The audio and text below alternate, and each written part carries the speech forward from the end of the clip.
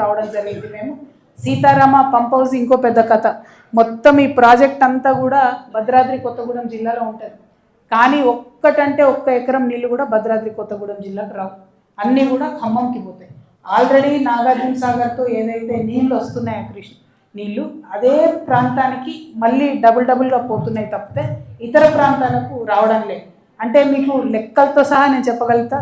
మొత్తం ఈ సీతారామ సాగర్ ప్రాజెక్టు 7,900 కోట్లతో మొదలైన ప్రాజెక్టు 13,000కు పెరిగింది. ఆ తర్వాత ఇప్పుడు 19,000కు వచ్చింది, 19,000 కోట్ల రూపాయలకు వచ్చింది. కానీ భద్రాద్రి కొత్తగూడెం జిల్లాలో మాత్రం ఒక్క ఎకరానికి కూడా కొత్తగా నీళ్ళు ఇచ్చింది లేదు. ఇది చాలా దారుణం, చాలా అన్యాయం. మరి దీన్ని సవరించాలి. ఎక్కడెక్కడైతే భద్రాద్రి కొత్తగూడెంలో నీళ్ళు రావాలో ఆ లిస్ట్ కూడా నేను చెప్తాను. అక్కడికి నీళ్ళు వచ్చే విధంగా ఇప్పుడు ఉన్నటువంటి మంత్రివర్గం అంతా ప్రయత్నం చేయాలని చెప్పి నేను కోరుతా ఉన్నాను.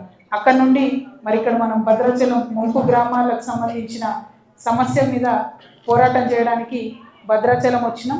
ఇందులో ప్రత్యేకించి మన కానాయిగూడెం, ఏటపాక, పిచ్చుకలపాడు, గూడెం, పురుషోత్తమపట్నం ఈ 5 గ్రామాల ప్రత్యేకత ఏంటి అని అంటే భద్రాచలం చుట్టుముట్టు ఉండేటటువంటి ఈ గ్రామాలు మరి భద్రాచలం టౌన్ మనుగడ సాగించాలన్నా, భద్రాచలం రాములవారి ఆలయం భద్రంగా ఉండాలన్నా ఖచ్చితంగా ఈ 5 గ్రామాలు తెలంగాణలో ఉండాల్సిందే అని చెప్పి మేము డిమాండ్ చేస్తూ ఉన్నాం.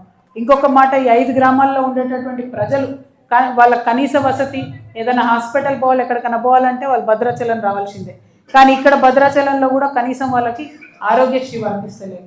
సో ఆ బార్డర్ ఇష్యూస్ చాలా వస్తున్నాయి కాబట్టి ఖచ్చితంగా అట్లీస్ట్ భద్రాచలంలో మీరు ఇమీడియట్ రిలీఫ్ రావాలి ఈ ప్రజల కంటే ఆరోగ్యశ్రీ వర్తింపజేస్తే కనీసం బేసిక్ సౌకర్యం అన్నటువంటిది ఉంటుంది. కానీ లాంగ్ టర్మ్లో ఈ ప్రాజెక్టులు కట్టిన తర్వాత కూడా భద్రాచలం మునగొద్దు, ఈ 5 గ్రామాల ప్రజలు బాగుండాలి. రాములవారి మాన్యాలు ఏవైతే పురుషోత్తంపట్నంలో ఉన్నాయో ఆ మాన్యాలను మనం కాపాడుకోవాలంటే ఖచ్చితంగా ఒక మంచి రీటైనింగ్ వాళ్ళు కట్టాల్సిందే, దాన్ని భద్రాచలంని కాపాడాల్సిందే. నేను బీజేపీ నాయకుల్ని కోరుతా ఉన్నాను, పెద్ద పెద్ద నాయకుల్ని, మోడీ గారిని, అమిత్ షా గారిని, ప్రతి ఒక్క నాయకుడిని నేను కోరుతా ఉన్నాను. భద్రాచలం రాముల వారిది చాలా పెద్ద చరిత్ర. మొన్న ఒక అయ్యగారు చెప్తుంటే నాకు అయోధ్యకు ఉందో లేదో అంత అదృష్టం, కానీ ఇక్కడ రాముల వారు ఈ రామదాస్ గారిని కాపాడుకోవడానికి ప్రత్యక్షంగా దర్శనం ఇచ్చి ఆయననే 60 లక్షల గోల్డ్ కాయిన్స్ ఇచ్చినటువంటి ప్రత్యేకత ఉందని చెప్తున్నారు. అంత గొప్ప భక్తుడు రామదాసు, అంత గొప్ప టెంపుల్ మన భద్రాచలం టెంపుల్. మరి అటువంటి భద్రాచలం టెంపుల్ని కాపాడడానికి బీజేపీ వాళ్ళకైతే మనసు ఒప్పుతలేదు. ఈ 5 గ్రామాలు ఆంధ్రాలోంచి తెలంగాణలో విలీనం కావాలన్నా కూడా బీజేపీ వాళ్ళే వెంటబడి చేయాలి. నేను ఆంధ్రప్రదేశ్ ముఖ్యమంత్రి గారు గౌరవనీయులు చంద్రబాబు నాయుడు గారిని కూడా విజ్ఞప్తి చేస్తూ ఉన్నాను, కోరుతా ఉన్నాను. మీరు తెలంగాణ వచ్చింది అని మేము సంతోషపడే లోపలనే 7 మండలాల్ని లాక్కున్నారు మా దగ్గర నుంచి. 7 మండలాలు లాక్కున్న తర్వాత కూడా ఆ మండలాల్లో పోలవరంలో మునగనటువంటి, ఎటువంటి సంబంధం లేనట్టు ఈ 5 గ్రామాలను కూడా మీరు తీసుకోవడం జరిగింది. కానీ 5 గ్రామాల వాళ్ళకు పోలవరం ముంపుతో సంబంధం లేదు, ఎటువంటి ఇష్యూ లేదు. వాళ్ళు తెలంగాణలో ఉంటేనే బాగుంటారనే ఉద్దేశం ప్రజలకు ఉంది, ఉండాల్సినటువంటి అవసరం భౌగోళికంగా తెలంగాణకు కూడా ఉంది. కాబట్టి ఖచ్చితంగా ఈ 5 గ్రామాలను తెలంగాణకు ఇచ్చేయవలసిందిగా చంద్రబాబు నాయుడు గారిని నేను రిక్వెస్ట్ చేస్తూ ఉన్నాను. ఇది న్యాయమైన డిమాండ్, ధర్మమైన డిమాండ్, దీనికి సహకరించండి. ఎందుకంటే మీ మీద ఆధారపడి అలా కేంద్రంలో మంత్రివర్గం నడుస్తూ ఉంది.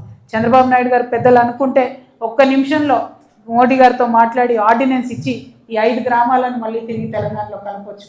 కాబట్టి వారిని రిక్వెస్ట్ చేస్తూ ఉన్నాను, ఖచ్చితంగా మీరు ఈ 5 గ్రామాలను తెలంగాణలో కలపడం కోసం సహకారం అందించాలి. అదేవిధంగా ఈ ముంపు గ్రామాల పర్యటన దీనికి సంబంధించిన తర్వాత ఇక్కడ నుండి అశ్వరావుపేటలో పెద్దవాగు ప్రాజెక్టుకి వెళ్తూ ఉన్నాం మేము.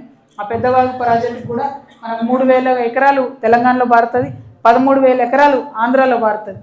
కానీ మొత్తం పారకానికి సంబంధించి మరి మొన్న కొట్టుకుపోయిన తర్వాత రిపేర్ చేయమంటే ఆంధ్ర గవర్నమెంట్ వాళ్ళ వాటా ఇవ్వకపోయేసరికి రిపేర్ కాకుండా పెద్దవాగు ప్రాజెక్ట్ అట్లానే ఆగిపోయి ఉంది. అంటే మన వైపు ఉన్న 3,000 ఎకరాలకు నీళ్లు రావడం లేదు, అటువైపు ఉన్న 13,000 ఎకరాలకు వాళ్ళకి ఇతరత్ర నీళ్ళు వస్తున్నాయి కాబట్టి వాళ్ళు పట్టించుకుంటలేరు. కాబట్టి ఈ జాయింట్ ఎంతో లేదు, 2 కోట్లు ఏమో అయితే రిపేర్ అవుతుంది. కానీ పంతానికి ఆ ప్రాజెక్ట్ ఆగింది. 3,000 ఎకరాలలో రైతులు ఇబ్బంది పడుతూ ఉన్నారు. కాబట్టి నెక్స్ట్ మేము అక్కడికి వెళ్ళి దాన్ని చూసి ప్రభుత్వాలు ఇద్దరిని కూడా డిమాండ్ చేయబోతూ ఉన్నాం.